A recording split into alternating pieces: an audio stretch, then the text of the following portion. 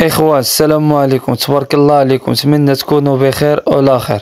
اليوم جبناكم فيديو جديد كما العادة. تبعوا معنا فيديو حتى الاخرين باش تستافدوا، ما تدوزوا والو، اي نقطة عاد تسمعوها باش غادي تفهموها. والاخوان اللي ما مشتركينش في القناة يشتركوا ويفعلوا الجرس باش يوصلهم اي جديد.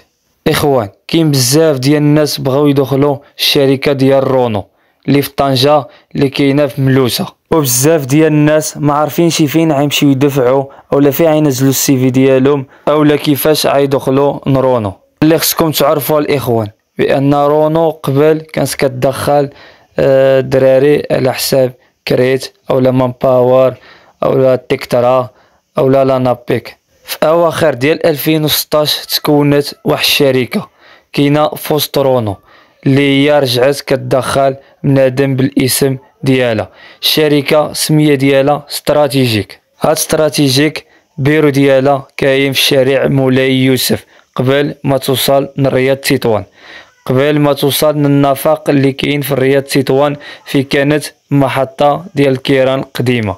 ولكن الاخوان قبل ملي كان بنادم كيدخل على حساب تيكترا اولا مان باور اولا كريت اولا لانابيك كنتي كتضرب 6 شهور وكترجع رونو سيديدي. ولكن الاخوان مؤخرا ملي رجعت الشركه ديال استراتيجيك ما بقيتيش كتضرب 6 شهور وكترجع رونو على حساب زهرك. تقدر تضرب 3 سنين 4 سنين 5 سنين على حساب الزهر ديالك عاد كترجع رونو سيديدي. شنو هو النوع ديال الكونطرا اللي كتدخل به استراتيجيك؟ النوع ديال الكونطرا الاخوان اللي كتدخلوا بها مع استراتيجيك هي سي دي اي، يعني مرسم، وبالنسبه للثمن 17 درهم في الساعه. ولكن شنو هو الفرق بين خدام مع استراتيجيك وخدام مع رونو؟ الفرق الاخوان هو بان الناس ديال رونو يعني سي دي اي اولا سي دي دي كاينين واحد بريمات الناس ديال استراتيجيك بريمات ديال رونو ما كيستافدوش منهم 100%. يعني الدراري ديال استراتيجيك كيستافدوا واحد النسبة قل من الناس ديال رونو. دابا كيفاش تدخل تخدم في رونو عن طريق استراتيجيك اولا لانابيك؟ كما قلت لكم الاخوان البيرو ديال استراتيجيك كاين في شارع مولاي يوسف في طريق الرباط قريب من رياض تطوان في كانت محطة قديمة. اتوصل غير رياض تطوان اي واحد عاد تقسي على استراتيجيك فين جات غيوريها لك. عاد تعمل السي في ديالك في العنوان الدبلومات اللي عندك مستوى الدراسي اللي عندك عتعود تنزل السي في ديالك تما. وفي نفس الوقت خصك تكون مسجل في لانابيك. ساعة عطلل في لانابيك تما كيكونوا عاملين الاعلان ديال رونو بغات عمال جدادين.